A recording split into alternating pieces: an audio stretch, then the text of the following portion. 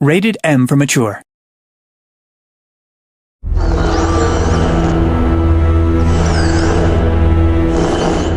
I'm AJ Locascio, and welcome to the last episode before the season finale of Walking Dead, No Time Left. Today we'll be talking to Nick Herman and Gary Whitta about episode 4, as well as a sneak preview of episode 5, right here on Playing Dead.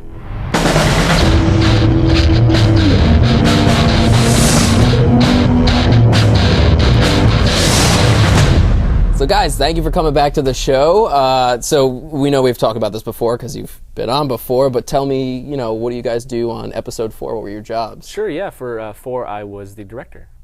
And I was the writer of episode 4, and I'm also the story consultant across the whole series. I need to start with this. I know it's kind of at the end, but Lee getting bit, which is your fault, I'm assuming. Is it? What? Can I blame you? Lee gets bit? Have you been planning this from the beginning? Yeah, I mean, at the beginning, it was very it was just a beat, and that was all we knew about it. It's like, Lee gets bit, Clem is missing. That's all we know about episode 4, so we'll figure it out when we get there, you know what I mean? Some people, are in complete denial. They're like, oh my God, maybe Lee's immune, maybe he's the chosen one, maybe they can cut the arm off or save him somehow, and other people are like, deal with it, accept it, Lee's gone, it's over. There's a lot of disagreement among players about what the bite actually means. So, Gary, as writer of this episode, what specifically did you want people to take away from this? Obviously, a big part of what episode 4 is meant to be is teeing up the finale, and I feel like we did that successfully. We ended on a great cliffhanger moment. People freak out when the episode ends. In terms of the big picture, I kind of felt like if you look at the overall kind of energy of the season, we were coming off a very, very emotionally dark episode in episode 3. And so 4, I think, is probably kind of structured most like, I think it's one of the most action-heavy episode. We have a lot of zombie shooting. We have a lot of fun action stuff. We have characters like Molly who are intended to kind of lighten the tone and let players kind of just enjoy themselves a little bit more before we, of course, pull the rug from them. So when Lee gets bit and he discusses it with the group and tells her that's a big moment because everything Lee did to everyone else is sort of all building up to like how they view Lee now. Yeah, that's one of my favorite moments in the season, just because it isn't your choice. You're not making choices anymore. You've made choices up until that point, and now other characters are making choices. Now they're making decisions. Now they're, you can imagine someone else at home playing Krista, and she's making decisions on whether or not to come with you. Like that's just what that moment feels like, and I just love how that works. You were just saying like you chose to go alone, right? Yeah, it just felt like the right Lee thing to do for me. I was just like, no, there's no point in burdening them. Mm-hmm. We put a tremendous amount of work into that scene because there are 8 different outcomes in terms of the different group variations that can come. Lee can go alone or with any combination of the players that are left in the game at that point. And beyond just the 8 outcomes, there's multiple different ways for those 8 outcomes to happen. If you could see like behind the wiring of how that scene, it would drive you crazy, as it did us when we were trying to make it work. Like when Kenny decides whether or not he's going to go with you, that's the result of every decision that you've made. I said earlier, Nate Silver would freak out looking at the mathematics of Kenny and how his mind works in terms of all the decisions that are being tracked, because it's so complicated. And Krista and Omid have their own mathematics that are going on. All your chickens come home to roost. Every choice that you've made in the game up to that point makes a difference now. I really enjoyed Molly, and apparently a lot of fans do too. Where did she come from? She was definitely intended to be like a little bit of Glenn, very capable, can move around the city, independent, survivor, a little bit Michonne, a badass, a little bit Daryl, a badass. We were also looking for like just a strong female character, because we have, not to say our female characters aren't strong, but they've got their issues. Lily and Carly and Clem are all very strong in their own way, but we wanted just like a fuck you character. When Molly says she's leaving, you can choose to say, you should come with us, or you can just say, yeah, you should just go, or whatever. I haven't seen anyone pick anything other than you should come with us, because everybody wants her to stay. Yeah. You'll notice that tonally, the episode starts very dark. And then when she shows up, things start to appear more hopeful. And maybe you feel a little more safe. We discover a boat. Maybe we can go to Crawford and get these supplies. And then as soon as she leaves, everything turns to shit again. And so she is kind of this little ray of light in a way.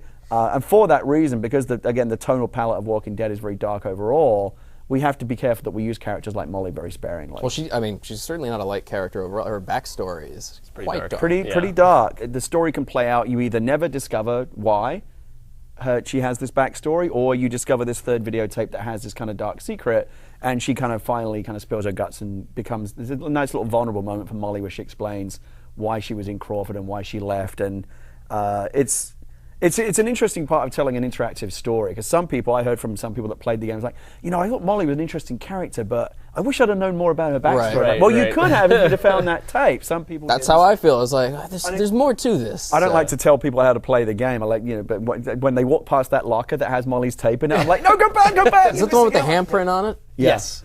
The only other choice in the game where I'll nudge people one way or the other is bringing Clem to Crawford or leaving her back, because if you take her, moment. That to me gives you the most satisfying moment in the game. People cheer when they realize Clem just saved Molly and shot a walker. They're like, yeah. That was a crazy decision for me. I got to keep Clementine with me. She's my responsibility. She's the sole purpose I'm doing everything I'm doing. The numbers don't always tell you the whole story. People really agonize over that decision. Well, there is that moment where you think, like, well, maybe, I don't know this town. She might get killed as soon as I walk in. Like, you don't know anything about this Even place. though we give you a really long fuse to make the decision, people still pause the game because they want more time. Most people came down on the side of both things are dangerous. Maybe taking her to Crawford is more dangerous, but at the end of the day, she's always safer by my side. Right. I'm always more comfortable knowing she's in my sight. Crawford is this really ominous place that they keep referring to and that they go to.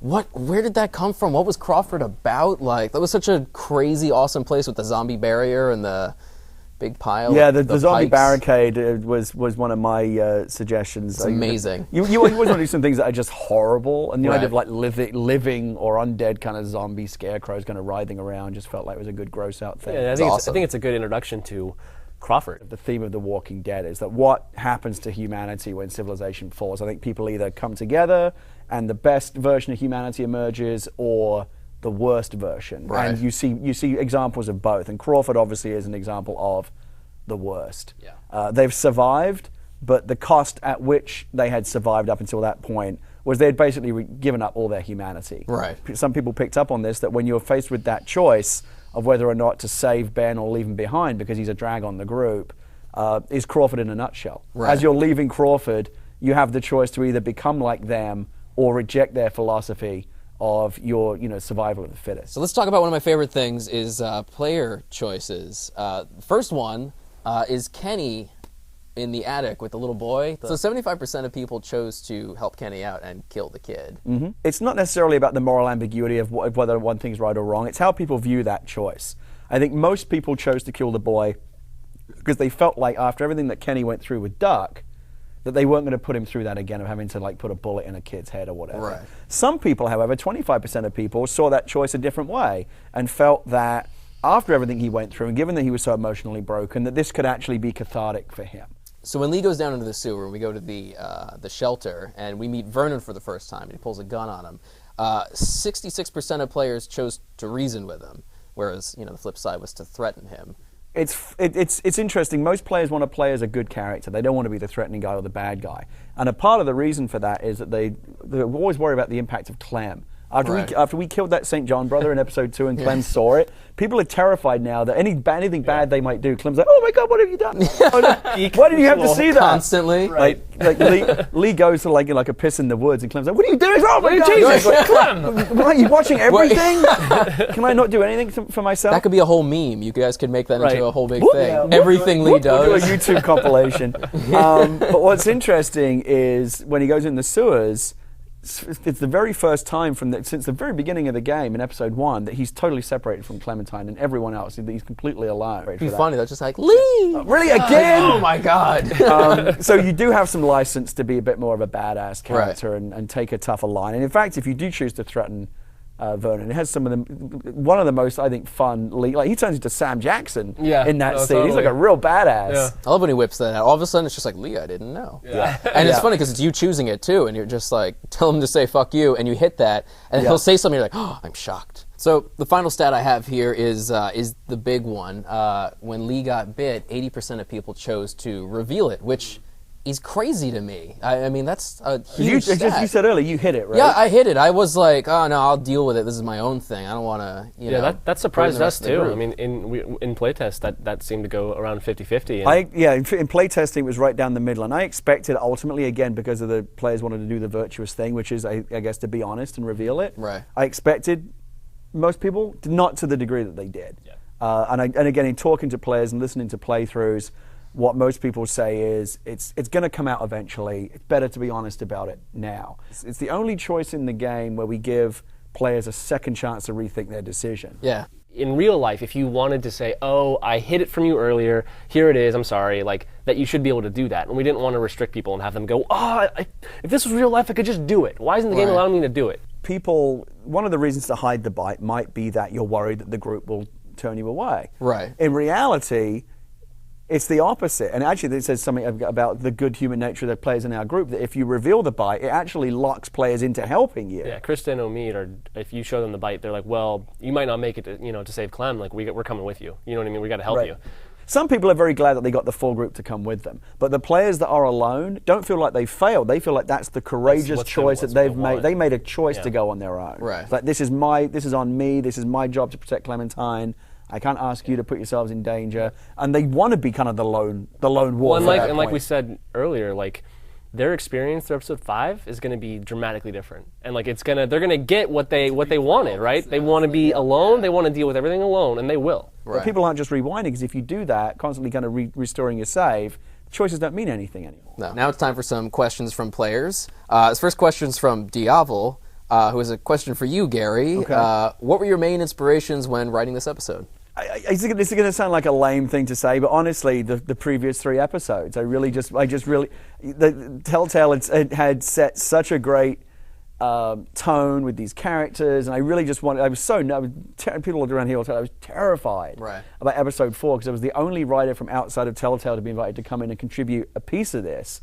And episodes 1, 2, and 3 came out, and we're just kicking ass, high reviews, glowing praise. And I didn't want to be the guy that comes in and like suddenly. I wasn't really taking inspiration from anywhere, other than Robert's Universe and some of the other great zombie stories that I grew up on. There's a couple of little nods, little Easter eggs to some of the Romero zombie movies are in there that I kind of slipped in. But for the most part, just wanting to stay tonally consistent with what Telltale had established at that point, and on a quality level, just feel like people felt this episode could stand alongside the rest. Jacqueline asks, in all caps, "Why did you kill Chuck? I really liked him.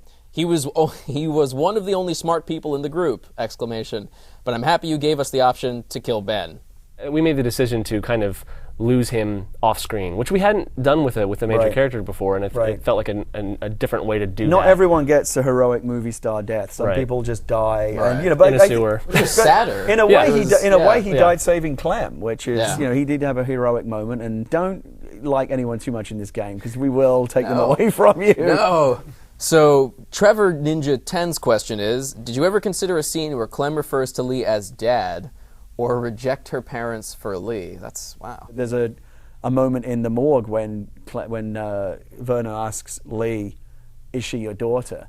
And you can say no, which you can read that as either an overt lie to try and get Verna's sympathy. Some people say yes because that's honestly how they see the truth of it now. They do think that it might as well be his daughter. The parents aren't coming back in their mind. They're never going to see the parents again. And that's Lee's journey from originally feeling like this girl is someone that he's kind of saddled with, to really, having this emotional bond. Before we wrap up today, we can't leave without discussing episode 5. Can you guys give us any hints or anything without spoiling anything? I saw the final quarter of the episode, and still by the end, I just sat in my office for probably an hour and a half and didn't do any work. Just sat there and went, I don't know if I can do this. But people who know The Walking Dead, I'm sure, are bracing themselves to what might be coming. And I'm not saying it's one thing or the other, but it is by far the most emotionally potent episode.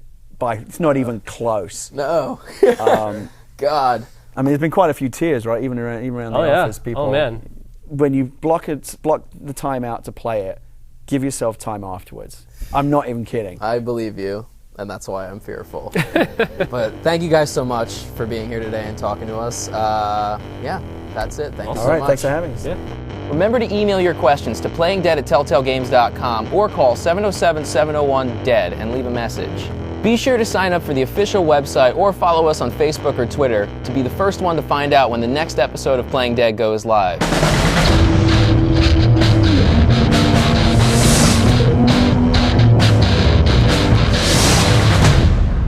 Saying this before, I think the game should end with a mini game where you're Lee and Clementine as zombies eating people over the credits. Well, there's always season 2. Yeah. There you go. But like Pac-Man style.